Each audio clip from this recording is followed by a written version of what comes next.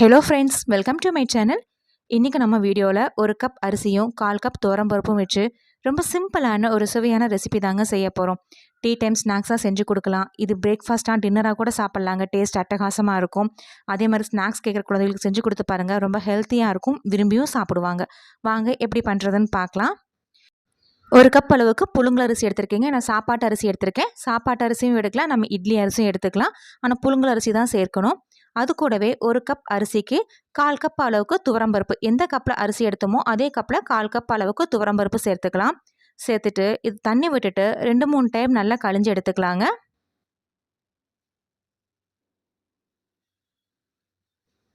இப்போ இது 2-3 டைம் நல்லா கழிஞ்சு எடுத்து வச்சுருக்கீங்க. அடுத்ததான் அரிசி மூழ்க அளவுக்கு தண்ணி சேர்த்துக்கலாங்க. ஒரு 2 டம்ளர் அளவுக்கு தண்ணி சேர்த்துக்கலாம். சேர்த்துட்டு இது கூடவே காரத்துக்காக ஒரு 5 வரமிளகாய் சேர்த்துக்கிறேங்க. நீங்கள் காரத்துக்கு தகுந்தளவு கூடவோ குறைவோ சேர்த்துக்கோங்க. சேர்த்துட்டு ஒரு 2லேருந்து 3 மணி நேரம் இந்த அரிசி நல்லா ஊறி வரணும். இதுக்கு ஒரு மூடி போட்டுருவோம். ஒரு 3 மணி நேரம் கழித்து பார்க்கலாம். இப்போ ஒரு 3 மணி நேரம் ஆயிடுச்சுங்க. ஓப்பன் பண்ணி பார்க்கலாம். பாருங்கள், நம்ம சேர்த்துன தண்ணிக்கு இந்த அரிசியும் பருப்பும் நல்லா ஊறி வந்திருக்கு. இப்போ இந்த பருப்பு ஆகட்டும் அரிசி ஆகட்டும் நம்ம எடுத்து அழுத்தும் போது 2ஆக உடையணும். அந்த அளவுக்கு நல்லா சாஃப்டாக ஊற வச்சு எடுத்துக்கணும். ஒரு 3 மணி நேரம் ஊற வச்சிங்கனாலே போதும். இந்த அளவுக்கு நல்லா ஊறினதுக்கப்புறமா இப்போ தண்ணி வடிச்சிட்டு ஓரமாக எடுத்து வச்சுருவோம். அடுத்தது ஒரு மிக்சர் ஜாரில் நம்ம அரிசி கூட ஊற வச்சுருந்த அந்த 5 வரமிளகாயை சேர்த்துட்டு இது கூடவே ஒரு 10லேருந்து 15 சின்ன வெங்காயம், நல்ல பெரிய சின்ன வெங்காயமாக இருந்தால் 10 சேர்த்துக்கோங்க. சின்ன சைஸ் சின்ன வெங்காயமாக இருந்தால் ஒரு 15 சின்ன வெங்காயம் சேர்த்துக்கோங்க. அடுத்ததான் இது கூட 2 சில்லு அளவுக்கு தேங்காய், நான் காமிக்கிற அளவுக்கு 2 சில்லு அளவுக்கு தேங்காய் எடுத்து இது சின்ன சின்ன பல்களாக கட் பண்ணி அது கூட சேர்த்துக்கலாங்க.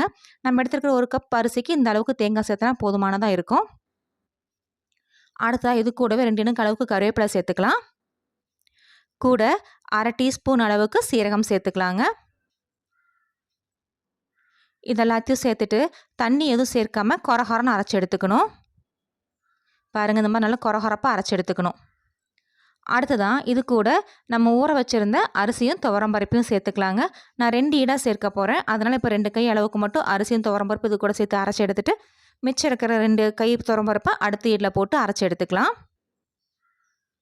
சேர்த்துட்டு இதுக்கு ஒரு மூடி போட்டு கொரகொரன்னு அரைச்சி எடுக்கணுங்க. ரொம்ப வலுவலுன்னு அரைச்சிடக்கூடாது, கொரகொரப்பாக இருக்கணும். அதே மாதிரி ரொம்ப தண்ணி விட்டு அரைச்சக்கூடாது. தேவைப்பட்டால் மட்டும் தண்ணி வந்து ஸ்பூன் கணக்கில் 1 ஸ்பூன் 2 ஸ்பூன் அளவுக்கு தண்ணி சேர்த்துட்டு நான் காமிக்கிற கன்சிஸ்டன்சி வடை மாவு கன்சிஸ்டன்சிக்கு அரைச்சி எடுக்கணும். அதே மாதிரி பதனம் பார்த்தீங்கன்னா நல்லா கொரகொரன்னு இந்த மாதிரி இருக்கணும். இந்த அளவுக்கு அரைச்சி எடுத்துக்கலாம். இப்போ மிச்சம் இருக்கிற அந்த அரிசியும் துவரம்பருப்பு இதே மாதிரி மிக்சர் ஜாரில் சேர்த்து அரைச்சி எடுத்துக்கலாங்க. இப்போ பாருங்கள், நான் உருட்டி நல்லா தட்டும் போது உங்களுக்கு அப்படியே நல்லா கொரகொரன்னு போகாமல் இந்த அளவுக்கு வடை மாதிரி தட்ட வருது பார்த்தீங்களா? இதுதான் கரெக்டான கன்சிஸ்டன்சி. இந்த அளவுக்கு அரைச்சி எடுத்துக்கோங்க. இப்போ நான் 2வது ஈடும் சேர்த்து அரைச்சி எடுத்துகிட்டு ஒரு பாத்திரத்தில் சேர்த்து வச்சுருக்கேன். இப்போ இதுக்கு தேவையான அளவு உப்பு சேர்த்துக்கலாங்க.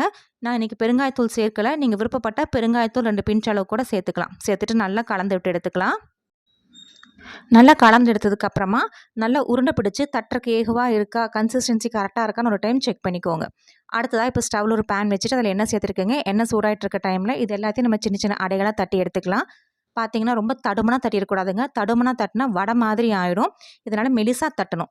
இப்போ பார்த்தீங்கன்னா ஒரு டம்ளர் எடுத்திருக்கேன். அதுக்கு மேலே நான் இட்லி துணி தாங்க சேர்த்துருக்கேன். இட்லி துணியில் வந்து கொஞ்சமாக தண்ணி விட்டு ஈரப்படுத்திட்டு அதில் சேர்த்துருக்கிறேன். இந்த மாதிரி கீழே நல்லா டைட்டாக பிடிச்சிக்கிட்டு மேலே நம்ம சேர்த்துருக்கிற மாவில் அப்படியே மெலிசாக தட்டி எடுக்கணும். இந்த மாதிரி நான் காமிச்சிருக்க மாதிரி தட்டி எடுத்திங்கன்னா நல்லா மெலிசாக வரும். அதே மாதிரி நம்ம எண்ணெயில் போட்டு அது பூரி மாதிரி உப்பி அப்படி மேலே எழும்பி வரணுங்க. அந்த அளவுக்கு நல்லா மெலிசாக தட்டிக்கணும். இந்த அளவுக்கு நல்லா தட்டி எடுத்ததுக்கப்புறமா இப்போ சைடில் பிடிச்சி எடுத்திங்கன்னா உங்களுக்கு நல்லா மெலிசாக சூப்பராக இருக்கும். இல்லை எனக்கு இது மாதிரி தட்ட வேண்டாம், நம்ம கையிலேயே நல்லா தட்டி போட்டுக்கலாம் அப்படின்னா நான் காமிக்கிற மாதிரி நீங்கள் தட்டி எடுத்துக்கலாம். சின்ன உருண்டை எடுத்துட்டு கையில் வச்சு நல்லா அப்படியே பெருவிரல் வச்சு எந்த அளவுக்கு நல்லா மெலிசாக தட்ட முடியுமோ அந்த அளவுக்கு நல்லா மெலிசாக தட்டி எடுத்துக்கணுங்க. இந்த அளவுக்கு தட்டினதுக்கப்புறமா அது எண்ணெயில் சேர்த்துக்கலாம். இருக்கிற மாவு எல்லாத்தையுமே இந்த மாதிரி சின்ன சின்ன அடைகளாக தட்டி எடுத்துக்கலாம். எந்த அளவுக்கு மெலிசாக தட்ட முடியுமோ அந்த அளவுக்கு மெலிசாக தட்டி போடுங்க. இப்போ எண்ணெயில் சேர்த்துனதுக்கப்புறமா உடனே கரண்டி வச்சு கிளறக்கூடாதுங்க. ஒரு நிமிஷத்தில் விட்டுட்டிங்கன்னா அப்படியே மேலே பொங்கி வரும். அந்த பூரி மாதிரி மேலே அப்படியே பொந்தி வரும். அந்த அளவுக்கு பொந்தினதுக்கப்புறமா இன்னொரு சைடு அப்படியே திருப்பி போட்டுக்கலாம். இன்னொரு சைடு திருப்பி போட்டதுக்கப்புறமா ஒரு 2லேருந்து 3 நிமிஷம் மட்டும் மீடியம் ஃப்ளேமில் வச்சு நல்லா பொரிச்சு எடுத்தோம்னா சூப்பரான அடை ரெடி ஆயிருங்க. நல்லா பொன்னிறமாக அப்படியே மேலே புசு புசுன்னு பொந்தி வந்திருக்கு பாருங்கள். இந்த அளவுக்கு நல்லா பொன்னிறமாக வந்ததுக்கப்புறமா இதை எடுத்துடலாம். மிச்சம் இருக்க மாவு எல்லாத்தையும் இதே மாதிரி சின்ன சின்ன அடைகளாக தட்டி சேர்த்துக்கலாங்க. இப்போ மாவு எல்லாத்தையுமே நான் அடைகளாக தட்டி சேர்த்துருக்கிறேன். மேலே நல்லா மொறு மொறுனும் உள்ளே நல்லா சாஃப்டாகவும் சாப்பிட்றதுக்கு அவ்வளோ டேஸ்ட்டாக இருக்கும்.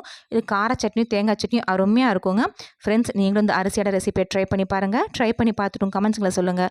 உங்களுக்கு இந்த வீடியோ பிடிச்சிருந்தா மறக்காமல் நம்ம சேனலுக்கு சப்ஸ்கிரைப்